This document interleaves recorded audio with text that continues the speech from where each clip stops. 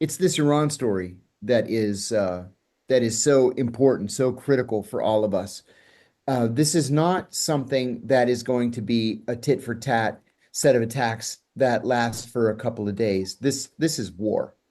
Yeah. The Israelis last night killed the top four Iranian military commanders. This was exactly the same strategy that the Israelis used against both Hamas and Hezbollah. Now they've done it with Iran. The Iranian the Israeli ambassador to the United Nations this morning said that Israel's policy as of today is regime change in Iran. It's not up to the Israelis to decide who leads Iran. It's not up to the Israelis to decide who to overthrow because they don't like country A or country B's policies. But that's what they said. Now, Iran is a gigantic country, both in terms of population and in terms of area. And many of its most important nuclear and military facilities are deep underground. There's no indication, especially at Natanz, for example, the biggest nuclear facility, that the Israelis were able to damage it in any way. I will say, though, that there is a lot of footage running on Israeli television today of residential buildings on fire and civilians having been injured and killed.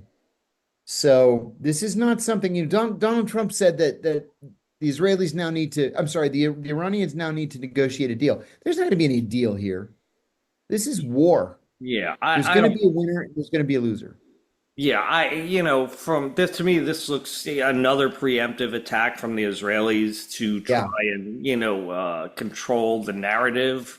I have no thought that Iran was trying to actually create nuclear weapons. I mean, I'm sure they would like to, but my understanding is they were just trying to enrich to like 5% so they could use power. Well, the debate was they had been enriching to 30%, which they can also use for power and for experimentation. When the US pulled out of the JCPOA, the Iran nuclear deal, they decided to enrich to 67%. Now you have to get to 95% for it to be weapons quality. Right. So they've been enriching to 67. The Trump administration has proposed that they remain allowed to enrich up to 67, but once it's enriched, it has to be stored in the United Arab Emirates or in Oman. The Omanis aren't interested. They're happy to facilitate talks, but they don't want to be the repository for enriched uranium. But the Emiratis said that they would do it. The Iranians rejected that, and talks are slash were scheduled to resume again tomorrow morning in Mm. Muscat. I would be absolutely shocked if those talks went forward because, as I said, it's war, and so everything's off the table. Does Iran Let have me add, any? let me add one other thing, Joe, if I Go may. ahead. The CIA over the years has published three different national intelligence estimates, and all three national intelligence estimates on the Iranian nuclear program have concluded definitively that the Iranians were not interested in developing a nuclear weapon.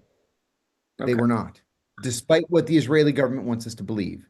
There's no intelligence to indicate that the Iranians are seeking a nuclear weapon. Now, Iranians are enriching uranium.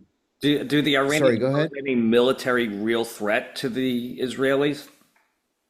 No, no. It's an existential threat. The Israelis, look, the Israelis have like what, 12 million people? And the Iranians have 80, 200? 90, Oh 100 yeah, million 100 million people? or something. Yeah, but they're not even near each other. And the Iranians aren't anywhere near as advanced militarily as the Israelis are.